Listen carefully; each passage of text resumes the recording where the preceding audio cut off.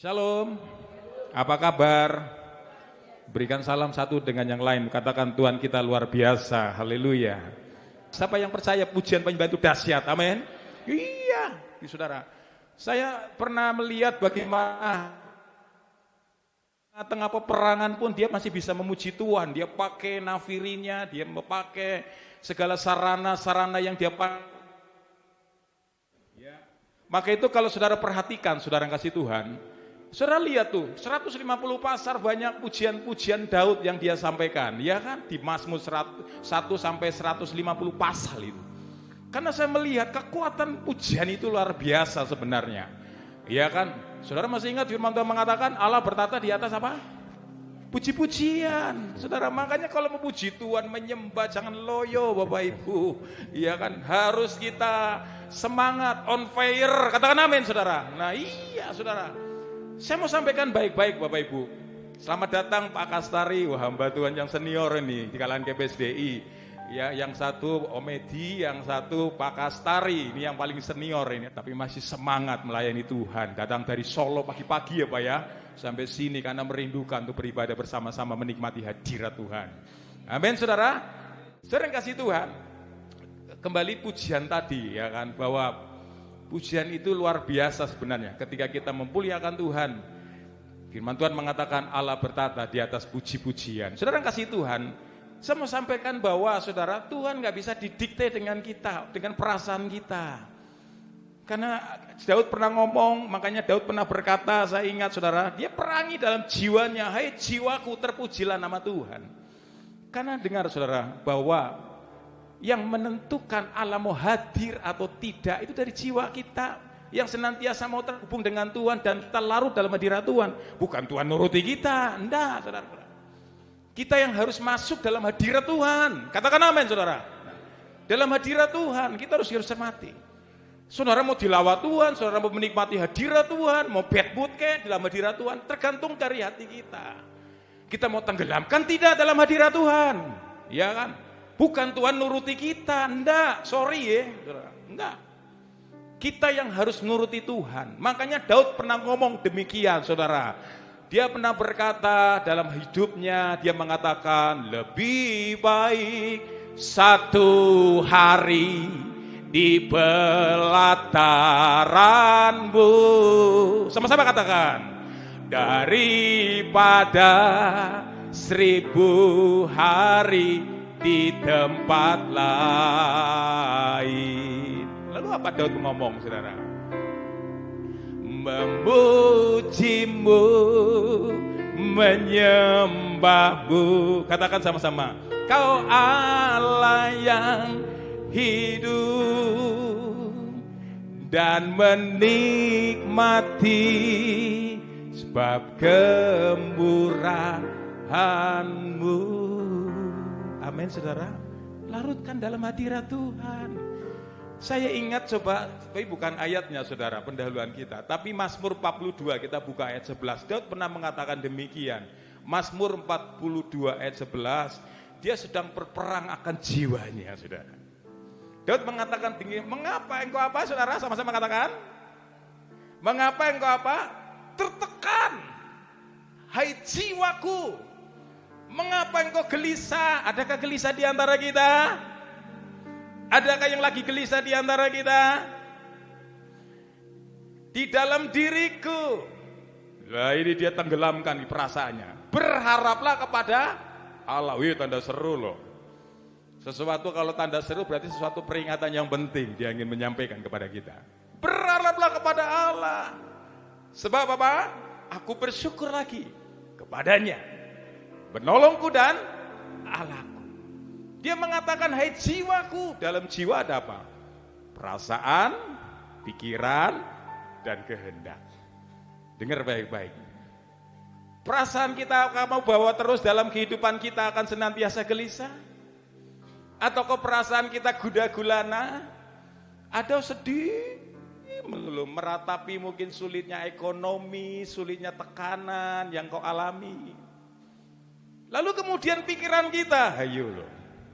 Dalam jiwa ada pikiran, perasaan, dan kehendak. Pikiran kita mikirin apa hari ini Bapak Ibu? Apakah ada yang mikir akan koperasi yang lagi terbelit ini, yang senantiasa banyak nasabah-nasabah yang lagi terjebak akan utang, saudara? Sehingga kita nggak konsen dengan Allah. Pikirannya itu aja, masih ibadah, masih mikirin, aduh kok aku ditagih. Atau pikiran kita masih memikirkan mungkin masalah-masalah orang yang menyakiti akan kita.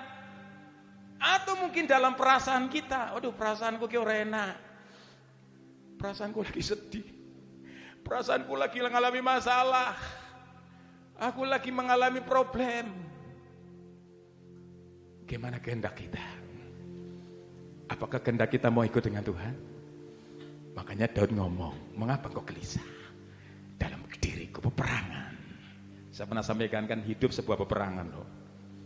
Dengar baik-baik. Kita berperang. Bangun pagi aja setan ngintip itu kalau kita nggak mau berjaga-jaga. Perang dalam jiwa kita. Makanya belajar kayak Daud. Dia berkata, mengapa engkau tertekan? Adakah di antara engkau sedang tertekan hari ini? Biarlah engkau mau. Daud berkata, berharaplah kepada Allah.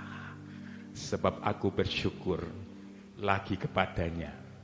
Bahwa penolong saudara adalah Tuhan. Siapa percaya penolongan saudara adalah Tuhan? Angkat tangan. Iya, yes. Kemarin di Eva saya bersyukur, woi kalau Eva kan tempatnya komunitas saling curhat. Dengar baik-baik ya, makanya saya sampaikan kalau di Eva tuh silakan saling sharing, tempatnya di situ. Kalau di ibadah raya gini kan, tanya Pak, ya kan? Ya, pas di Eva silakan saling mendoakan, sharing bedah firman Tuhan. Makanya jangan kayak ibadah minggu, podo wae hari Minggu pindah namanya di FH Komsel, bukan cara seperti itu. Di Komsel ya saling sharing. Mengungkapkan kesaksian selama 1 minggu apa yang Tuhan alami. Sorry ya Bu Sis ya. Dan juga Ketua Eva Yerusalem, Bu Lina ya. Ya, sama-sama kita akan bertumbuh. Sekali lagi, karena ini beban kami Bapak Ibu. Saya sebagai gembala sidang, saya ingin melakukan amanat yang Yesus pernah katakan. Bahwa Yesus pernah ngomong di Matius 10 tuh ayat 16, dia berkata demikian, bahwa kita ini saudara seperti domba yang ada di apa saudara? Tengah-tengah apa? Serigala. Iya kan? Domba di tengah-tengah serigala loh. Ingat baik-baik, kita itu sedang seperti domba tengah serigala, banyak di sekitar kita itu saudara. Kalau tahu enggak, kita fight saudara, kuat iman kita. Saudara akan jatuh. Saudara, makanya Yesus mengingatkan, kita ini sedang seperti domba sedang di tengah-tengah serigala. Ya saudara kasih Tuhan, kiri kanan muka belakang ini saudara harus perlu kekuatan Tuhan. Iya kan? Makanya saudara belajar kayak Daud di Mazmur 23. Saudara, dia ingin menunjukkan kepatuhannya sebagai seorang domba yang setia kepada gembalanya, saudara. Karena Yesus gembala yang baik. Makanya dia ngomong kan, sekalipun aku dalam lembah kekelaman, aku tidak takut bahaya, sebab apa? Allah besertaku. Iya kan? Makanya Bapak Ibu kasih Tuhan, terus kita melekat, nurut sebagai domba kepada gembala yang baik. Tuntunannya dia akan menuntun kita. Iya kan? Seorang gembala pasti memperhatikan dombanya. Kemanapun dombanya pergi, dia selalu memperhatikan. Kemana dombanya sedang sakit, Yesus pernah ngambil dombanya, dipeluknya, lalu kemudian walaupun kakinya terluka, dibalutnya, saudara. Itu gembala. Dipelihara, diperhatikan. Oh, kalau ada musuh-musuh yang ada, dia pakai tongkatnya, itu gembala. Iya kan? Yesus sebagai gembala yang baik, katakan amin. Makanya Yesus pernah ngomong, yang diungkapkan Daud, saudara, dia berkata bahwa Tuhan adalah gembalaku yang baik, ya kan, tidak pernah kekurangan. Dia membaringkan aku di rumput yang hijau, ya, dan membaringkan di apa? Air yang tenang. Sebab dia gembala yang baik, tongkatnya dan gadanya itu yang selalu menjadi senjata, saudara. Ada binatang buas pentungin, itu gembala memperhatikan, saudara. Kalau ada musuh-musuh, saudara, yang senantiasa mengganggu itu Yesus. Nggak diizinkan kita diganggu oleh setan. Amin, saudara. Itu makanya terus nurut sama gembala, Bapak Ibu. Dia akan menuntun hidup kita kepada rencana Tuhan. Yesus itu menuntun hidup saudara dan saya. Loh, kalau bukan gembala gimana? Saudara saya kasih Tuhan, apalagi sebagai orang-orang yang biasa, nuntun kita, apalagi hari-hari ini saya mau sampaikan jemaat Tuhan yang saya kasihi, yang ada di hati Tuhan. Terus saudara terhubung dengan Tuhan, minta tuntunan akan Allah kita, Yesus sebagai gembala yang baik. Karena hari ini banyak pengajaran-pengajaran sesat, Bapak Ibu. Iya kan? Atau kayak firman Tuhan menyampaikan, ujung-ujungnya kayak dukun. Banyak gitu, hati-hati. Ya saudara kasih Tuhan ya, harus kita terus minta arahan Tuhan, tuntunan akan Tuhan, karena Dia gembala yang baik, yang selalu membaringkan kita di air yang tenang. Siapa yang percaya ketika ada Yesus, ketenangan akan kita alami. Amin. Makanya Daud pernah ngomong ya, bahwa dia berkata, hanya dekat Allah saja aku tenang. Saudara, sehingga apapun kesukaran yang dia alami, dia percaya ada Tuhan yang selalu mengembalakan dalam hidupnya, maka dia akan mengalami ketenangan dalam hidup Daud.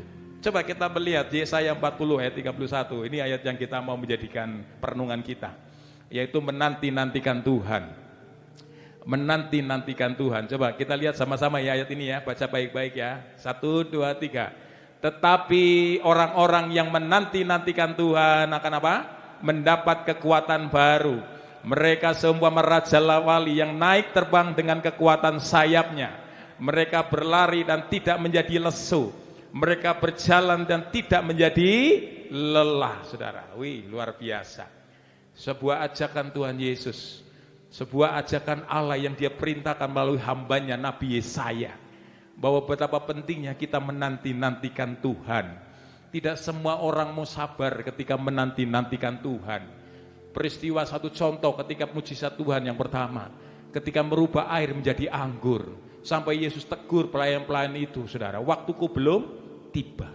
Ya kan, kadang kita dibawa Tuhan kepada sebuah waktu, bukan kronos. Kronos kan itu waktunya manusia yang terbatas. Ya kan, waktu kita tuh kronos, saudara, manusia terbatas. Usia kita tahu kayak Musa, waktu fight kekuatan baru dia dapat masih mudanya, tapi begitu menjelang usia terus lanjut, dia berkata demikian. Umur manusia apa? Berapa tahun? Kelebihannya apa?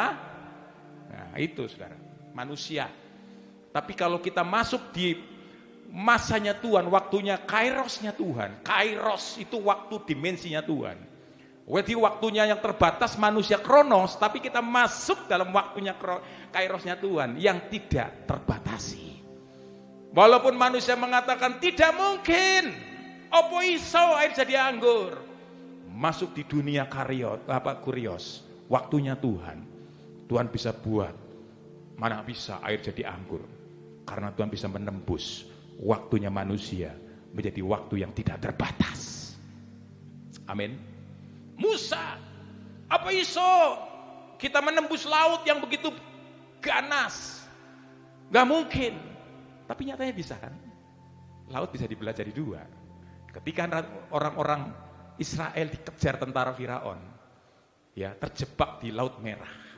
Nyatanya laut yang ganas jadi jalan, menjadi jalan mereka untuk diselamatkan Tuhan.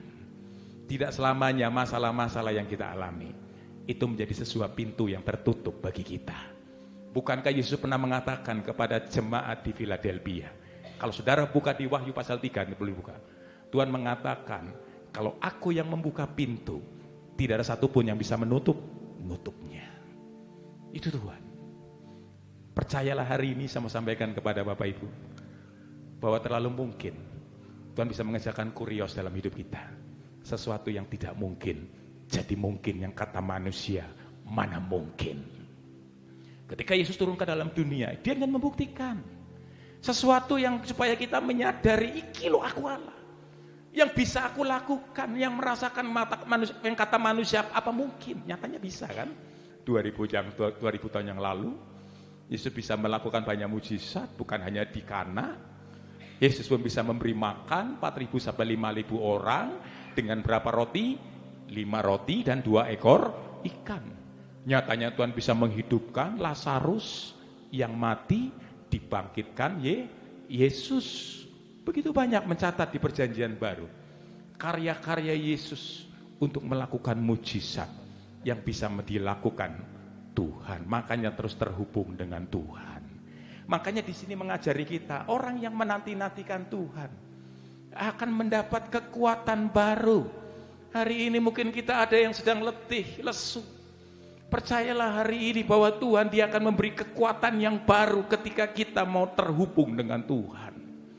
Dia akan memberikan segala sesuatunya buat kita, sehingga kita tidak dibiarkannya Tuhan. Amin, saudara. Saudara percaya hari ini, saudara-saudara enggak sendiri. Tuhan pernah mengatakan di Ibrani pasal 13, sekali-kali aku tidak pernah meninggalkan engkau. Yesus pernah menyampaikan kepada murid-muridnya sebelum dia naik ke surga.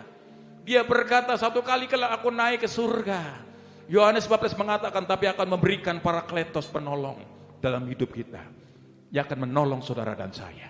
Sehingga Rasul Paulus mengatakan di Roma pasal 8, bahwa Tuhan akan turut bekerja, Roma 8:28, dalam segala perkara untuk mendatangkan kebaikan. Bahkan Paulus mengatakan di dalam pasalnya Roma pasal 8 ayat 26, saudara, bahwa roh itu akan membantu saudara dalam setiap kelemahan-kelemahan yang tidak terucapkan.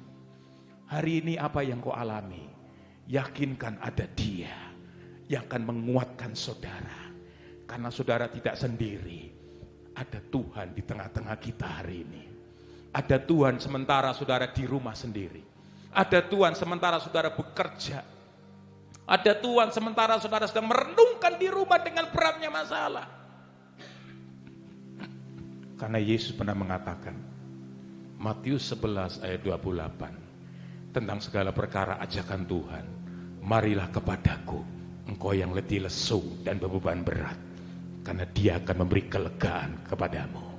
Siapa percaya bahwa hari ini Tuhan akan memberikan kelegaan kepadamu? Persoalannya kan iman. Iya kan? Iman. Kita percaya enggak?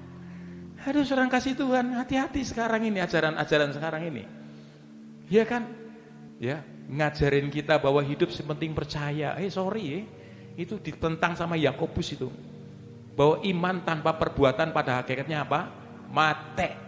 Bahasa Madura kan mate ya Pak ya, mate. Ya kan, iman tanpa perbuatan mate. Iman toh. Tapi perbuatan kita ini ajek wae, nggak mau berubah. Perbuatan kita nggak ada respon sama sekali dengan Tuhan. Iya kan? Bagaimana Tuhan mau bekerja dalam hidup kita? Makanya Bapak Ibu kasih Tuhan hari-hari ini cermati dengan baik situasi dan kondisi hari-hari ini Bapak Ibu. Bahwa sebenarnya ketika kita diajari Tuhan tentang menanti-nantikan Tuhan seperti Ayub, sebenarnya sedang satu pertama akan membentuk kualitas kita. Dengar baik-baik. Penantian itu sebenarnya sedang membawa saudara di dalam level kualitas untuk semakin hari semakin besar di hadapan Tuhan. Katakan amin. Iya. Kualitasnya kita dibentuk kayak Ayub. Bukan hanya Ayub pasal 1 dia orang saleh, jujur, cuma itu toh. Makanya Ayub ngomong ketika di Ayub 42 dia berbicara demikian. Di akhir hidupnya ternyata waktu Tuhan mengerjakan pemulihan luar biasa dalam hidup Ayub. Dia berkata selama ini ternyata saudara hanya kata orang, ketahuan kan aslinya Ayub 42. Tapi sekarang dia mengalami sendiri bagaimana ketika mengalami proses-proses yang dia alami. Ternyata di situ saya mau sampaikan, Tuhan sedang menguji kualitasnya di saat penantian dia dalam proses yang dia alami. Yakinkah saudara hari ini sebenarnya saudara mengalami segala sesuatu penantian, menunggu, kok suwi ya Tuhan? Sebenarnya kita sedang dalam kualitasnya dibentuk Tuhan untuk menjadi pribadi-pribadi yang semakin hari semakin kuat di hadapan Tuhan. Katakan amin. Ya, kadang Tuhan tuh kalau mau ngasih besar berkatnya kayak Ayub ya, 2 kali lipat, double porsi. Ya kan?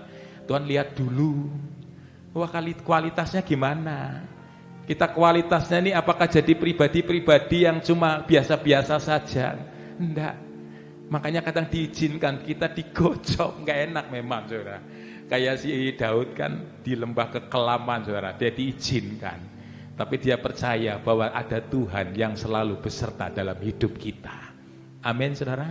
Yakinkan hari ini saudara, ketika dalam penantian kita sedang dikiring Tuhan dalam sebuah rencana yang ajaib. Karena Tuhan sedang memurnikan iman saudara untuk semakin lebih kuat di hadapan Tuhan.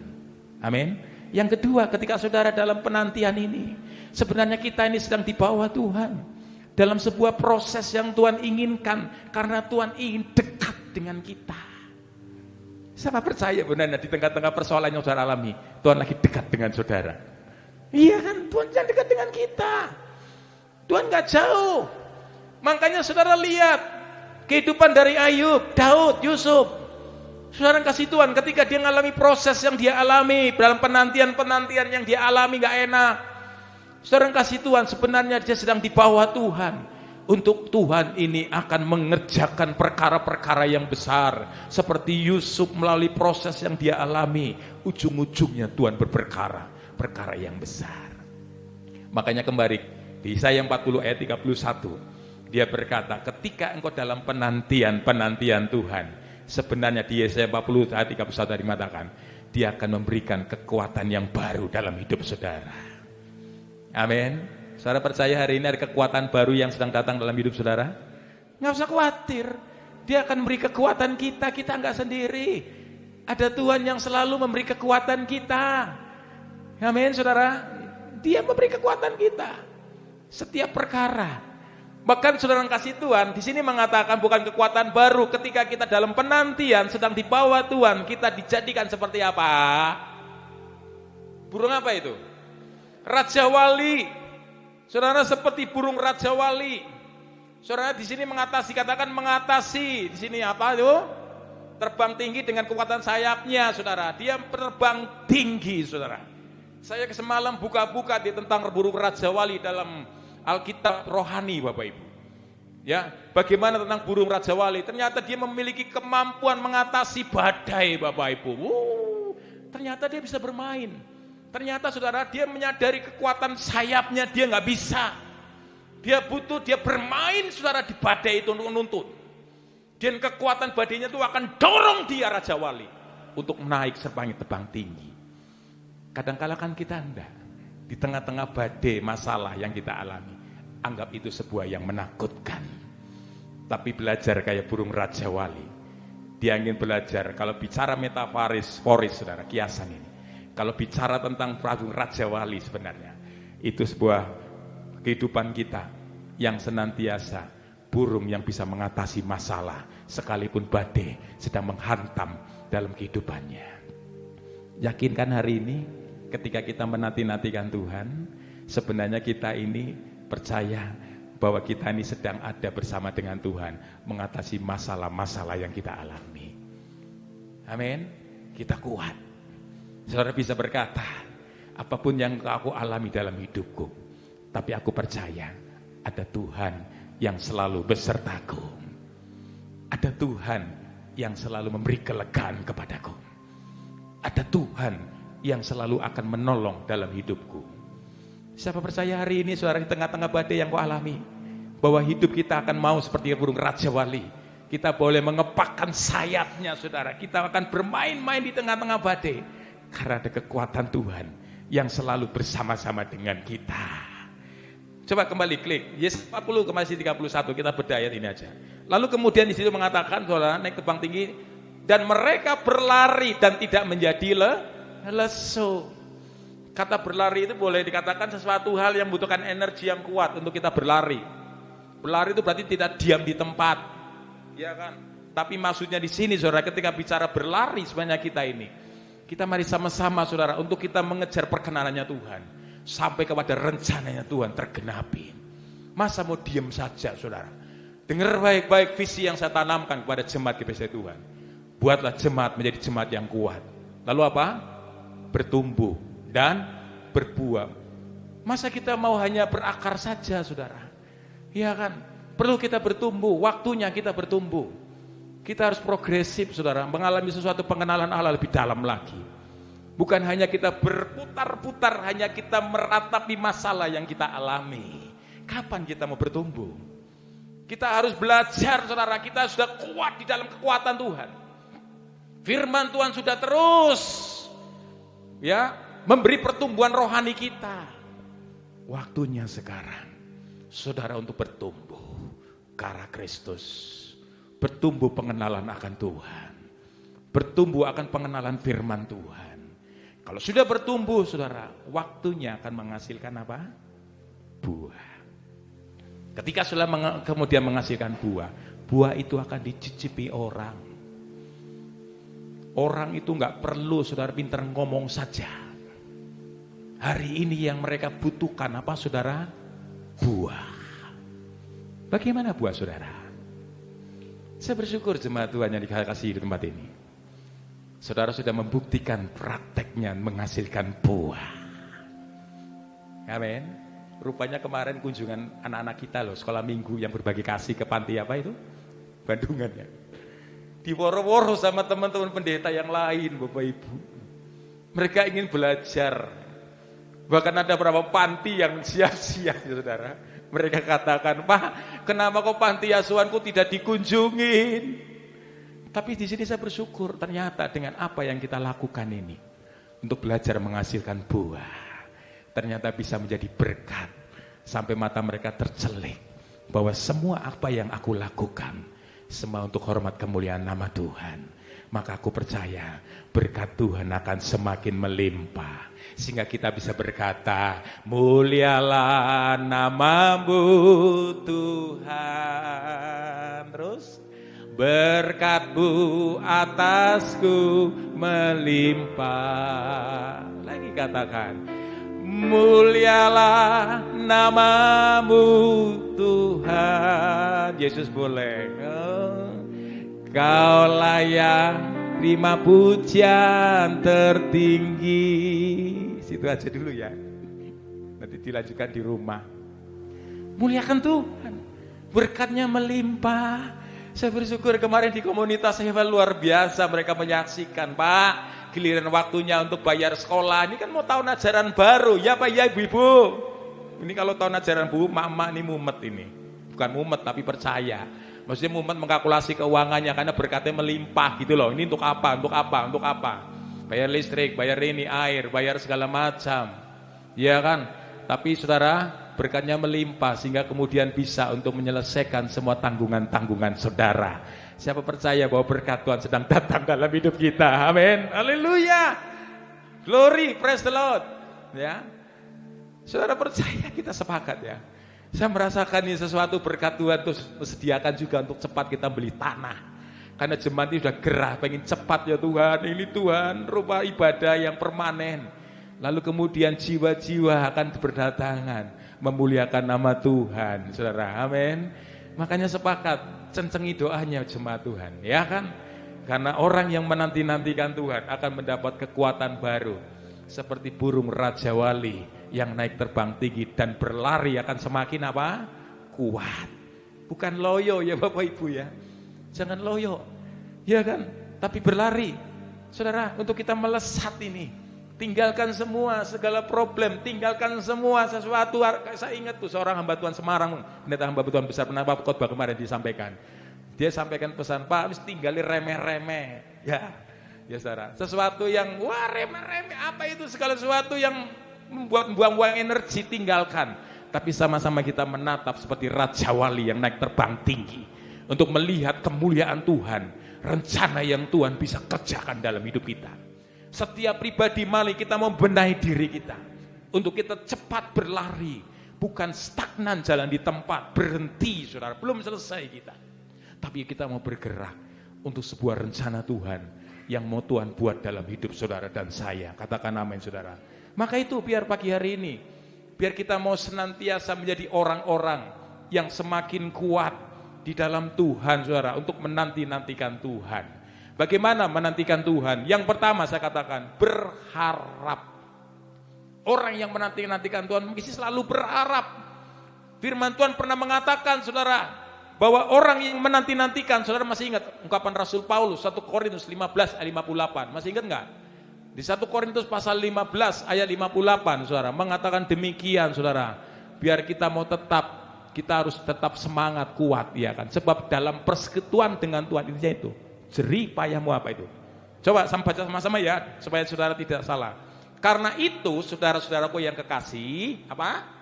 Teguh, terus jangan goyah, terus giatlah selalu dalam pekerjaan Tuhan. Sebab kamu tahu, Paulus bilang, bahwa dalam persekutuanmu dengan Tuhan, yuk sama-sama katakan yuk. Jeripayamu tidak sia-sia. Makanya berharap sama Tuhan Bapak Ibu. Ya kan? Kalau kita berharap sama manusia kadang sering omdong ya. Ya Pak ya? Iya. Ya kan? Berharap dengan koperasi.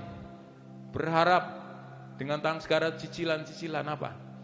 Ya kadang-kala justru membuat kita tuh mumet ya. Nggak terasa. Tahu-tahu meludak cicilannya semakin besar. Waduh. Ya. Sekarang kasih Tuhan hari ini biar kita percaya, berharaplah sama Tuhan.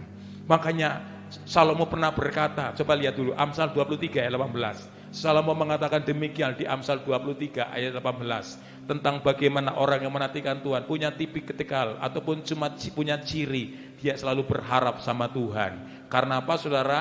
Di Amsal 23 ayat 18, karena masa depan apa? Sungguh ada dan apa? Harapanmu tidak akan hilang. Jadi ketika kita mengharapkan Tuhan, di sini Salomo mengatakan karena masa depan sungguh ada. Siapa percaya hari ini ketika kita berharap sama Tuhan, sungguh ada harapan buat saudara dan saya hari ini Saudara. Bukan transparan sesuatu yang enggak jelas, bukan abu-abu Bapak Ibu, tapi pasti. Ya kan, dengar baik-baik itu. Orang yang mengharapkan dengan Tuhan, cuma kadangkala ya kan waktunya kuresnya Tuhan tuh beda-beda. Ada yang cepat, begitu dia tersungkur, dia kita minta sama Tuhan. Kemudian besok saudara akan melihat pertolongan Tuhan yang ajaib terjadi dalam hidup saudara. Itu ada. Tergantung dengan ukuran iman kita masing-masing. Ya kan, dengar baik-baik itu. Cuma kadangkala yang diizinkan Tuhan kayak Ayub. Ada yang diizinkan satu masalah belum selesai, ada masalah yang lain. Tapi ujung-ujungnya kita Ayub menerima berkat 2 kali lipat ganda. Itu Ayub kan.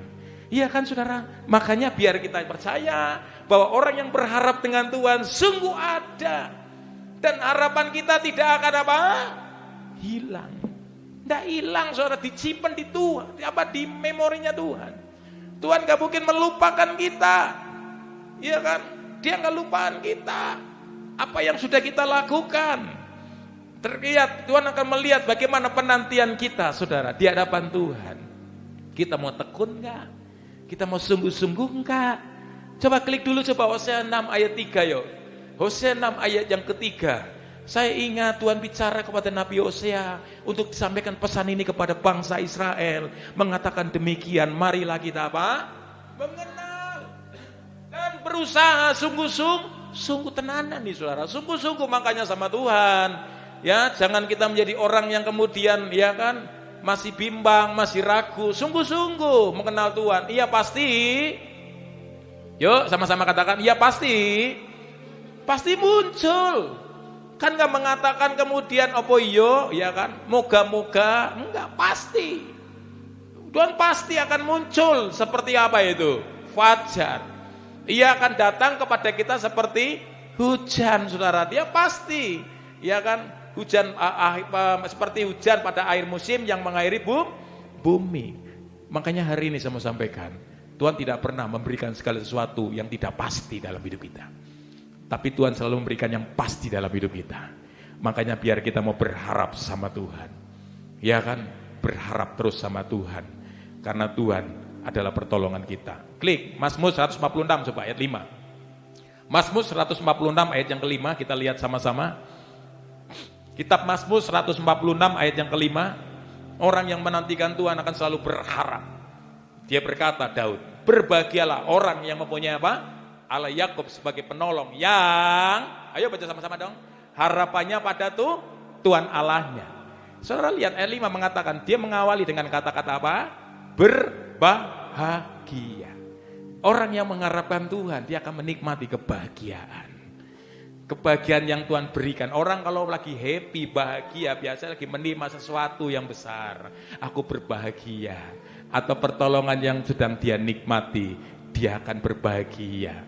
Maka itu biar hari ini, doa saya, setiap kita ini, apapun yang kau alami, tetap berbahagia kepada Tuhan. Yuk klik Ratapan 3 ayat 21, banyak ayat yang kita baca. Ratapan pasal 3 ayat 21. Kita cepat aja, Ratapan 3 ayat 21. Di Ratapan 3 ayat 21, perhatikan di sini. Tetapi hal-hal inilah yang kuperhatikan. Oleh sebab itu, Aku apa? Berharap. Perhatikan loh. Ya. Penulis kitab Ratapan berkata, tetapi hal inilah yang kuperhatikan. Artinya sesuatu yang penting. Diperhatikan. Ya, bahwa pengharapan itu sangat penting dalam hidup kita. Saudara, angka orang-orang yang mengakhiri hidup di Korea sangat tajam naik itu. Besar sekali, bahkan selebriti. Kenapa demikian? Karena ujung-ujungnya mereka kan nggak punya harapan. Sampai dia dapatkan tulisan-tulisan sebelum dia mendapatkan mayatnya mati. Dia melihat, saudara kasih Tuhan, tulisan-tulisan rasa orang yang depresi. Karena dia merasa tidak ada harapan. Sekalipun dia bergelimpangan kekayaan. Tapi dia bisa menikmati. Karena ternyata perjalanan hidupnya dipenuhi dengan masalah-masalah. Yang sebenarnya kekayaan itu tidak menjamin hidupnya bahagia. Tapi ketika kita berharap sama Tuhan, kita akan mendapat kekuatan baru. Karena harapan Tuhan sungguh ada. Amin. Maka itu Ratapan mengatakan, inilah yang kuperhatikan.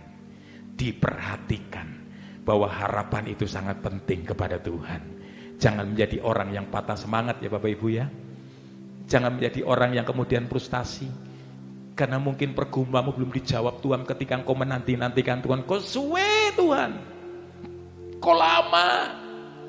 Tapi saya berdoa Bapak Ibu, bahwa orang yang menantikan Tuhan tadi seperti burung Raja Wali yang naik tebal tinggi. Ada kekuatan baru yang Tuhan beri. Karena saudara enggak sendiri. Ada Tuhan yang menyertai saudara. Amin saudara. Diperhatikan. Lalu Ratapan 3 ayat 25. Ratapan 3 ayat 25 mengatakan demikian. Tuhan adalah apa? Baik bagi orang apa? Coba baca sama-sama. Bagi orang yang berharap kepadanya. Bagi jiwa yang mencari Dia.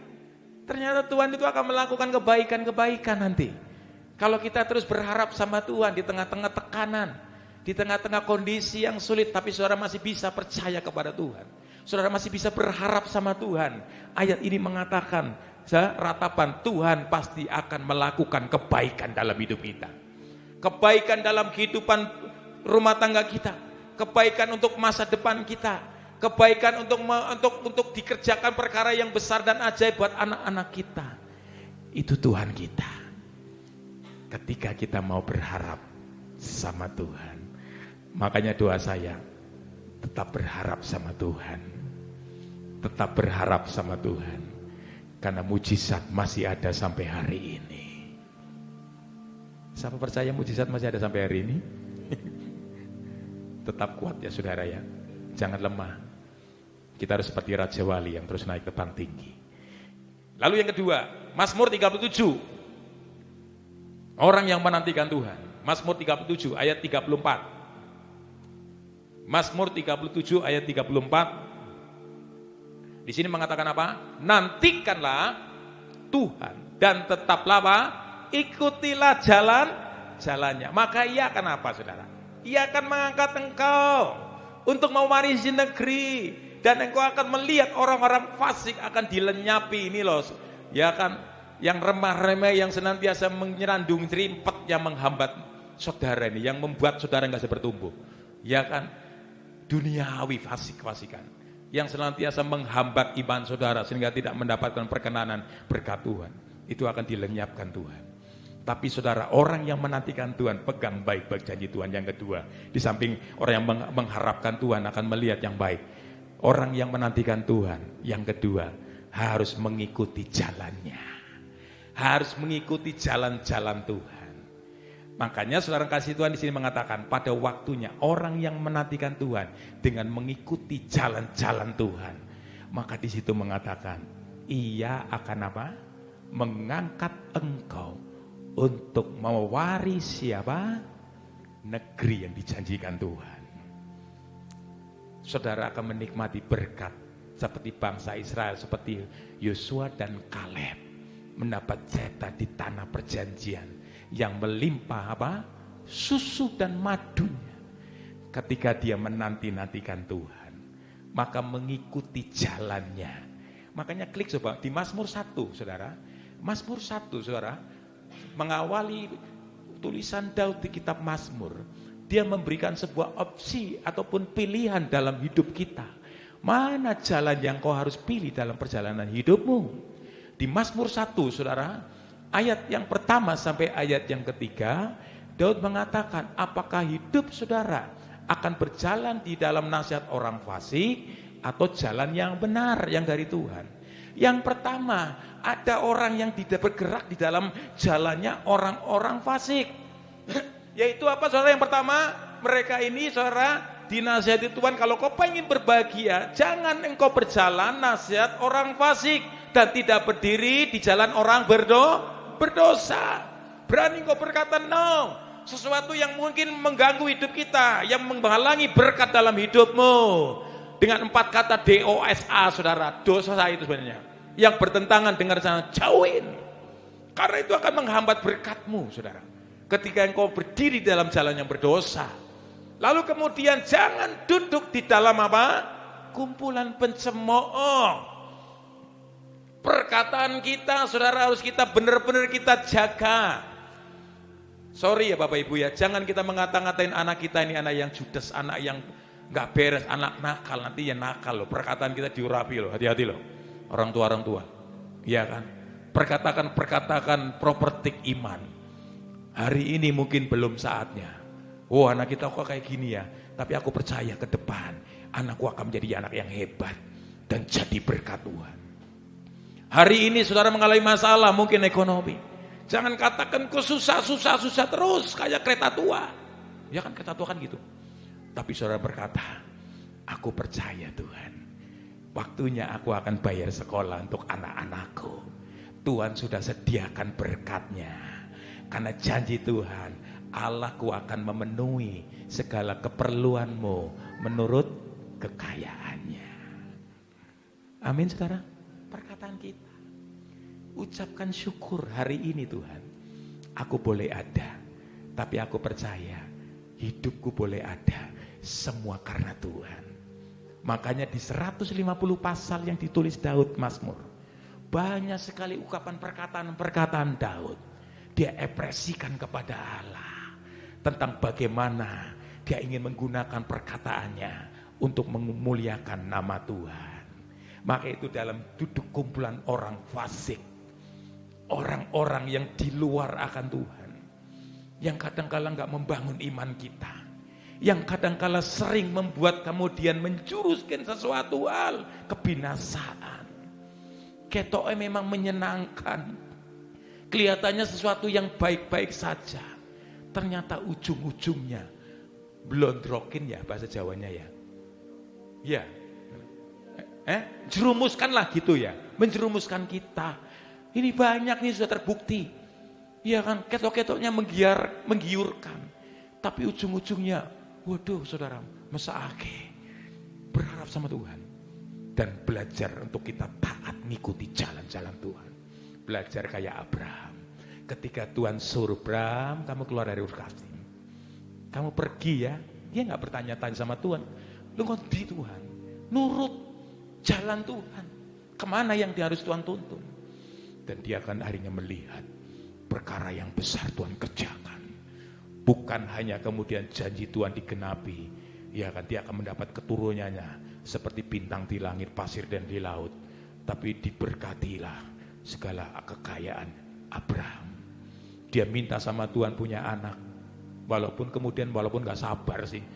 Itu kan kisahnya gitu kan, sampai kemudian dia kawini, ya kan, istrinya, karena istrinya sih nyuruh Abraham suruh kawin meneh sih, ya kan. Di sini nggak ada ya. Disuruh sama si siapa? Sarah, ya kan. Sarah kawin meneh wewis, ya kan. Aku nggak bisa ngasih keturunan ini. Akhirnya kemudian saudara kasih Tuhan, kawinlah dia dengan siapa? Hagar, ya kan. Gak lama ini punya keturunan. Dia lupa sebenarnya Tuhan kalau berjanji tidak pernah gagal. Tapi akhirnya kemudian usianya tua, saudara. Sarah itu udah usianya cukup tua. Tapi nyatanya janji Tuhan digenapi. Tiba-tiba Sarah hamil dan mengandung dan memiliki anak keturunan perjanjian yang bernama siapa? Ishak. Ya kan? Kan janji Tuhan. Abraham diberikan dalam hidupnya. Ya kan? Karena Abraham dia orang yang senantiasa taat. Ketika disuruh anaknya korbankan itu Ishak, dikorbankan sebagai persembahan yang harum di hadapan Tuhan. Dia nggak tawar-menawar, aku tahu nih Tuhan siapa, aku ngerti. Ya kan? Makanya dia ngikuti jalannya Tuhan. Suruh korban, beri. Ya kan? Korbankan Ishak, lakuno saudara, kerjakno. Dikerjain sama siapa saudara? Abraham. Anaknya nurut aja. Ketika mungkin Abraham nyuruh, "Nak, ikut saya yo, kemana? Ke Moria." "Untuk apa Pak?" "Wis pokoknya ikut aja." "Itu untuk apa Pak? Pegang pisau dari batu itu." "Wis ikut aja." Tapi tentunya bergejolak ya saya tahu. Tapi dia satu hal yang kita belajar, dia tetap taat untuk melakukan perintah-perintah Tuhan dengan baik. Ketika dia mempersembahkan, ya kan, Ishak sudah diikat, ditaruh di tempat untuk dipersembahkan kepada Tuhan, untuk disembelih. Tiba-tiba Tuhan ngomong, "Bram, coba kamu lihat di sebelahmu itu." Ditunjukkan sebuah domba yang sedang terbelit. Artinya Tuhan tidak pernah ingkar janji dalam hidup kita. Amin saudara. Tuhan tidak pernah ingkar. Ikuti jalannya. Makanya Yosua pasal 1 pernah ngomong, jangan menyimpang ke kanan atau saudara, ke kiri. Tapi Tuhan ngomong, tetaplah engkau melakukan jalannya Tuhan. Amin saudara. Tetap melakukan jalan Tuhan. Coba klik masih Mazmur di ayat 2-3. Saudara, pilihan yang terbaik kita mau lakukan jalan yang Tuhan suka, jalan yang benar. Tetapi yang kesukanya ialah Taurat Tuhan, dan merenungkan Taurat itu siang dan malam. Cukup di sini dulu, perhatikan. Artinya ketika orang mengikuti jalannya Tuhan, jalan yang benar, itu hanya bisa diproduksi dari kehidupan orang yang suka akan Taurat Tuhan atau firman Tuhan atau merenungkan firman Tuhan siang dan malam. Ya, ketika kita merenungkan siang dan malam setiap perkataan-perkataan firman, secara tidak sadar kita sedang dituntunnya Tuhan kepada jalan yang benar. Sehingga ayat 3 mengatakan, ketika kita merenungkan atau ikut jalan-jalannya Tuhan, klik ayat yang ketiga mengatakan, maka saudara akan seperti apa? Pohonnya ditanam di tepi aliran air yang menghasilkan buahnya pada musimnya, dan lalu apa? Yang tidak layu daunnya, apa saja yang diperbuatnya berhasil. Makanya ikuti jalannya Tuhan. Orang yang berharap Tuhan mengikuti selalu jalannya Tuhan. Tuhan ngomong apa? Firman Tuhan bicara apa? Direnungkan baik-baik. Bukan hanya didengar, tapi dilakukan dengan baik. Karena akan memproduksi saudara kehidupan orang-orang nanti seperti pohon ditanam di aliran air yang selalu mengalami kesegaran, tidak kekeringan, berkatnya selalu teles. Amin saudara, selalu diairi terus. Kehidupan kita tidak akan menjadi kering Bapak Ibu, karena kita akarnya sedang mencari air yang dalam. Bicara air itu seperti Daud katakan, seperti rusa yang merindukan air. Sehingga Daud pernah berkata demikian, seperti rusa dalam hidupnya. Daud mengatakan demikian, seperti rusa rindu sungaimu jiwaku, engkau, itu Daud berkatakan, kaulah Tuhan hasrat hatiku, ku rindu menyembah. Itu perkataan Daud. Makanya dia katakan, Tuhan jangan jauh. Dia pernah dosa loh Bapak Ibu. Dia pernah menyimpang jalannya. Waktunya perang, dia ngintip Betseba Pak. Betseba. Ya kan, saya memandang kepada bapak-bapak, karena itu ujian kita loh, hati-hati Bapak Ibu. Ya kan, Daud itu siapa? Orang diurapi Tuhan Pak. Daud itu luar biasa loh, orang dekat dengan Tuhan sehari nggak kayak Daniel. Daniel luar biasa, tapi Daniel satu hari Daud bergumul dengan Tuhan, penyembah Tuhan, praise worship berapa kali? 7 kali Bapak Ibu. Dia mengalami kedekatan dengan Tuhan Pak. Setan kurang ajar Bapak Ibu. Dia ganggu, dia pakai nyelusup di dalam kehidupannya Betseba. Waktu raja-raja ngomong sama Daud, Daud ini waktunya perang.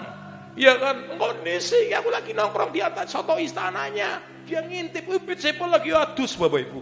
Ya kan, mulus-mulus Bapak Ibu. Wah kan, Daud ngintip, luar biasa lagi Betseba ini. Padahal nggak sadar setan lagi mencloknya Betseba, sehingga membuat Betseba cantiknya luar biasa. Lalu kemudian dari situlah mulai timbul jahat Daud. Hari ini aku harus bisa mendapatkan Betseba.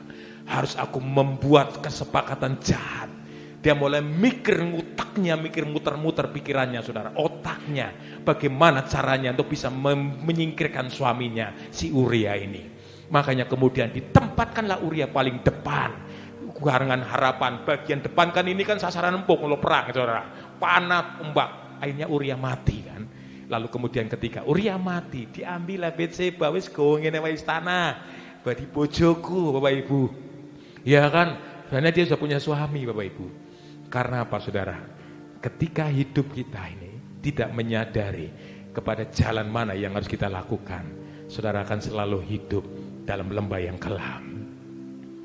Tapi hari ini saya mau katakan, buat hidup kita seperti yang Daud katakan, menyadari ketika dia jatuh dalam dosa, akhirnya dia sadar, dia selesaikan semua dengan Tuhan. Sekalipun ada konsekuensinya akibat dosa, anak dari hasil perzinahan dengan Betseba mati enggak? Mati, Bapak Ibu. Tapi kan dia selesaikan, langsung dia bermandi kurap, dia minta ampun di dalam Tuhan, sampai dia ngomong nih, ini pengakuan Daud ya kan. Tuhan, jangan ambil rohmu Tuhan dalam hidupku atau bicara hadiratmu. Aku bisa melepaskan kekayaanku, kerajaanku. Tapi sebenarnya komitmen yang Daud inginkan, jangan kau ambil rohmu. Jangan sampai dia terputus, terhubung dengan Tuhan. Mungkin saat itu Daud, saudara, kalau kita di zaman ini, Daud menyanyikan demikian, saudara. Ketika dia sadar, dia berkata sama Tuhan, ku terhubung denganmu. Ayo sama-sama katakan. Selalu melekat di hatiku. Lalu dia ngomong, firman-Mu itulah dasar hidupku yang berdaulat atas. Sekali lagi yuk katakan, yuk tetap terhubung. Ku terhubung denganmu. Biar kita mau tetap terhubung dengan Tuhan. Amin. Selalu melekat di hatiku. Biar firman Tuhan, firman-Mu itulah dasar hidupku yang berdaulat atasku. Mau tetap dalam jalan Tuhan? Makanya Daud begitu dia sadar, saudara, dia tulis di kitab Daud. Di Mazmur, saudara, dia tulis. Saya mau sampaikan kepada saudara yang tukang baca Alkitab, di Mazmur mana yang paling banyak dia tulis tentang firman Tuhan? Mazmur pasal 119. Saudara baca tuh. Dari 150 pasal, Mazmur 119. Dia tulis banyak ayat-ayatnya. Banyak sekali, Bapak Ibu. Karena sebenarnya dia merefleksi dirinya. Bahwa firman Tuhan itu kekuatan dan dirinya menuntun kepada jalan-jalan Tuhan. Maka dia tulis tuh ya di kitab Mazmur 119. Pengakuannya sampai dia ngomong di Mazmur 119 ayat 105, dia berkata demikian, firman-Mu pelita bagi kakiku, terang bagi jalanku. Firman Tuhan, sama-sama katakan, firman-Mu pelita bagi kakiku, terang bagi jalanku. Lalu lanjut, saudara, menyapa. Waktu ku bimbang dan hilang jalanku, sama-sama katakan, tetaplah kau, imani pujian ini, di sisiku, dan takkan ku takut, kau besertaku selamanya. Oh, firman-Mu pelita bagi kakiku, terang bagi jalanku. Firman Tuhan ini loh kekuatan kita loh, saya mau sampaikan. Dia akan membentuk hidup saudara untuk berpengharapan, sehingga jalan kita nggak nyimpang kanan, nyimpang kiri. Kita ikuti jalan-jalan Tuhan. Ada banyak sebenarnya Tuhan sudah siapkan berkat dalam hidup kita. Kilo aku siapkan berkat untukmu ya. Tapi kadangkala ketika kita udah mau sampai ini loh ya, kita nih gini nyimpang. ya ini diberikan ke orang lain. Ya kan? Jangan Bapak Ibu, ikuti terus. Apa yang Tuhan inginkan dalam hidup kita, ini nuntun kita nih. Dalam hidup saudara dan saya, jangan nyimpang ya Bapak Ibu ya. Ya, amin saudara. Ikutin saja jalan Tuhan. Saudara akan lihat nanti perkara yang besar saudara akan kerjakan. Ayub kalau dia nyimpang kepada istrinya, sini istri luar biasa nih, hebat, wanita hebat. Ya kan? Sudah hilang tuh berkatnya tuh kan Ayub. Waktu Ayub sudah di dalam titik nadi dia, wah ngeri saudara. Sampai dia ngambil beling digaruk-garuk. Istrinya ngomong, Ayub, tinggali Tuhan aja lah. Kutuki Tuhan Allahmu aja. Ayub tapi tetap kuat imannya dan tetap ikuti jalan Tuhan. Dibuktikan akhirnya hidup Ayub. Ya ditolong dan diberkati Tuhan dua kali lipat berkatnya diberikan sama Ayub. Siapa pengen berkat Tuhan 2 kali lipat? Yang terakhir yuk, kita kunci dia terakhir lalu kita selesai. Mazmur pasal 25 ayat 1 sampai ayat 3. Coba kita lihat dulu Mazmur 25. Mazmur 25 ayat 1 sampai 3. Ini Daud ngomong, dari Daud kepadamu ya Tuhan, ku angkat apa? Jiwaku. Allahku kepadamu aku apa? Sekali lagi, Allahku kepadamu aku apa? Percaya. Janganlah kiranya aku apa? Mendapat malu. Janganlah musuh-musuhku beriari atasku. Klik selanjutnya. Semua orang yang menantikan engkau, menantikan lagi kan, tak akan mendapat malu. Yang mendapat malu ialah mereka yang berbuat apa? Siapa sih khianat? Maksudnya berkhianat itu apa? Tidak lagi setia gitu aja ya, tidak setia lagi sama Tuhan ya, berkhianat, ya kan?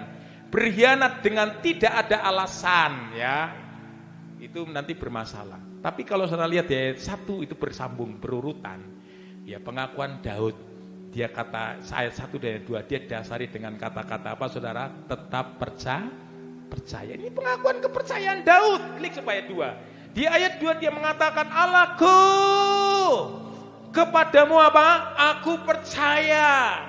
Jangan kiranya aku mendapat malu. Yes.